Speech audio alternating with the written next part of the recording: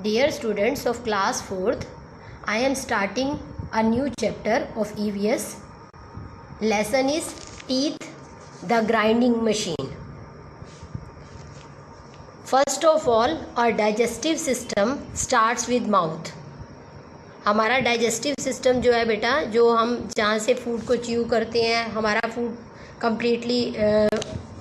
Completely जो है वो सिंपल फॉर्म में कन्वर्ट होता है। तो उसमें क्या है, सबसे पहले हमारा क्या आता है, माउथ। लास्ट चैप्टर में भी मैंने आपको डाइजेस्टिव सिस्टम के बारे में बताया था कि the break down of food take place into smaller pieces and then the nutrients get absorbed.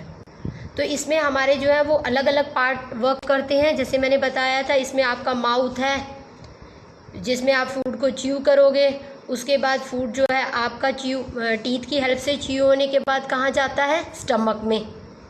Stomach में ब्रेक डाउन होता है, फिर स्मॉलर इंटेस्टाइन में जाता है। स्मॉल इंटेस्टाइन में ये कम्प्लीटली ब्रेक डाउन होके एब्जॉर्ब हो जाता है और आपकी बॉडी इसे यूज़ करती है टू रिलीज एनर्जी। ठीक है, अब वो digestive system that you have already read in last chapter. Now I am just explaining about the teeth, work of teeth. This chapter is based on teeth, the grinding machine. Clear? तो हमारे digestive system का जो first part है that is mouth. अब हमारा mouth जो है वो हमारे डाइजेस्टिव सिस्टम का फर्स्ट पार्ट है जिसमें हमारा फूड जो है वो एंटर करता है। जब हमारा फूड जो है वो एक कम्प्लेक्स फॉर्म में है। ठीक, अब इसके अंदर, माउथ के अंदर there are two important parts. First is tongue and second is teeth.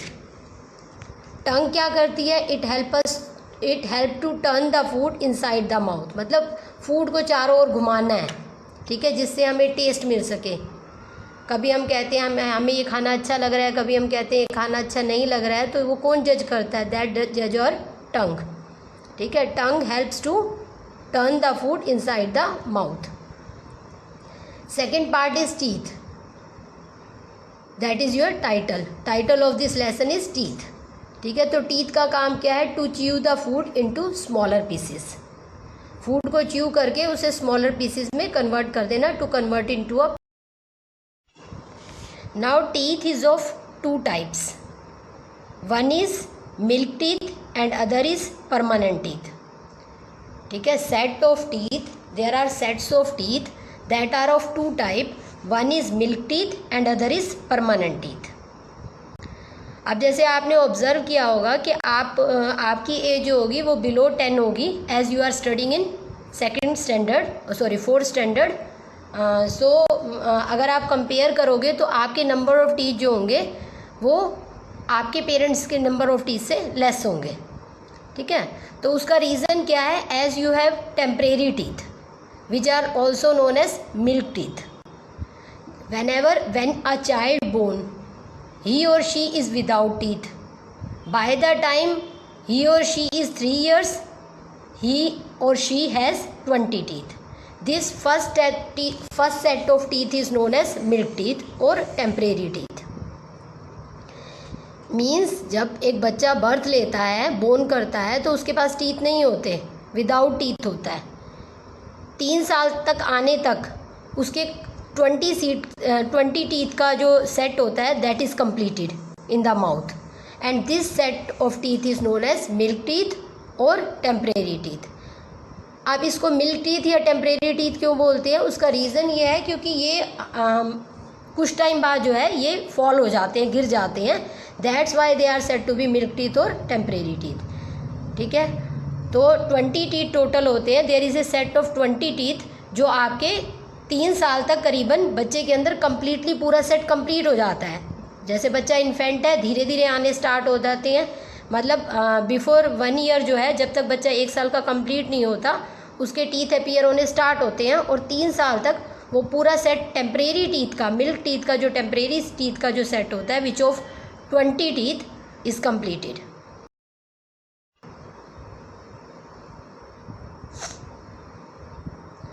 Permanent teeth, अब जो परमानेंट टीथ होते हैं वो बच्चे के स्टार्ट होते हैं आफ्टर 6 ईयर्स।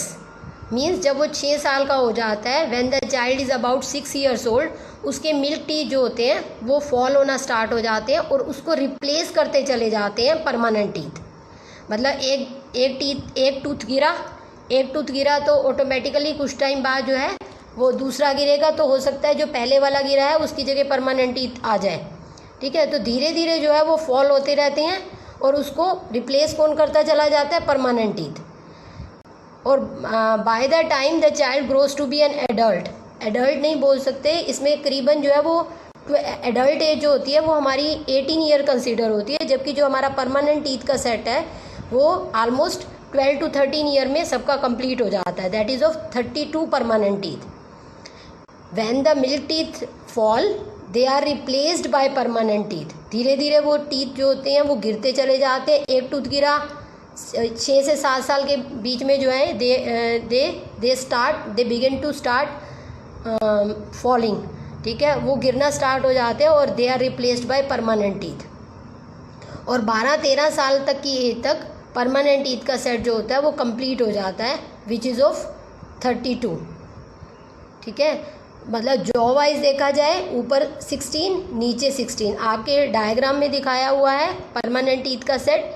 इसमें आपको क्लियर दिख रहा है ऊपर भी 16 और नीचे भी 16 and they are total 32 permanent. There are total 32 permanent teeth.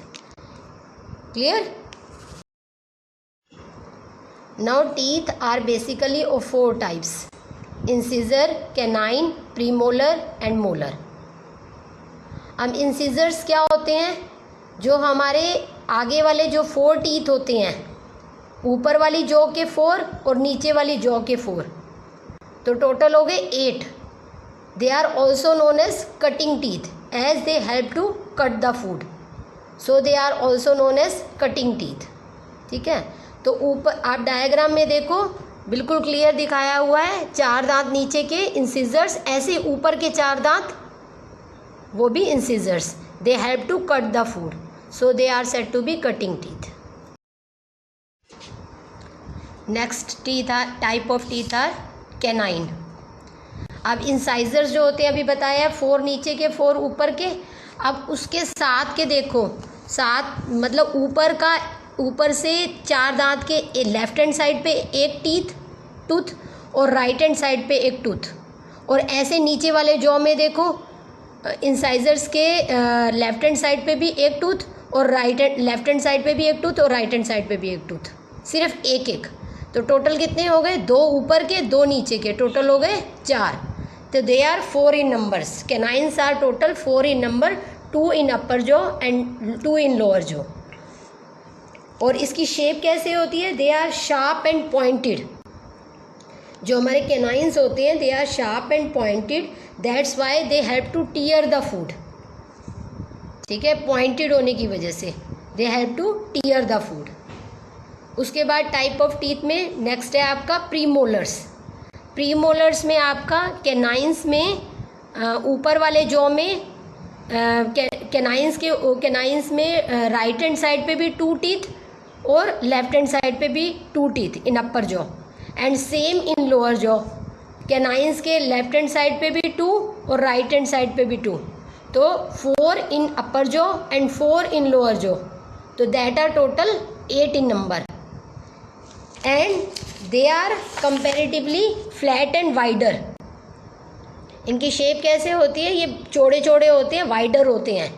इनका काम होता है to crush and grind the food. Clear? बिल्कुल फूड को उन्होंने क्रश कर देना है, पीस देना है जिसे कह सकते हैं, एंड ग्राइंड द फूड। जैसे आप ग्रेन्स को पिसवाते हो तो आटा बन जाता है ना, इस तरह से प्रीमोलर का काम भी यही है, to crush and grind the food. Last type of teeth are molars. Molars are total 12 in number, means 6 in the upper jaw and 6 in the lower jaw। कैसे? अगर आप प्री मोलर्स की लेफ्ट हैंड साइड पे भी 3 teeth देखोगे तो वो आपके मोलर्स हैं, और प्री मोलर्स की राइट हैंड साइड पे भी देखोगे तो 3 टीथ आपके मोलर्स हैं अपर जॉ में। ऐसे ही लोअर जॉ में हो गए, तो 3 + 3 6 ऊपर वाली जॉ में हो गए और 3 + 6 लोअर वाली जॉ में हो गए, तो टोटल हो गए 12। And they have also the same shape as that of almost premolars, and have same function as that of premolars to crush the food and to grind the food. ठीक है, तो इनका काम भी वही होता है, क्रशिंग और ग्राइंडिंग द फूड का। मतलब हमें जो है फूड को बिल्कुल पेस्ट लाइक में कन्वर्ट कर देना है, ये हमारे टीथ का काम है। हमारा जो माउथ है, it is the first part of digestive system that contain tongue and teeth. और टीथ अपना काम कैसे करते हैं, अभी मैंने बताया है there are 4 types of teeth, incisors, canines, premolar and molar.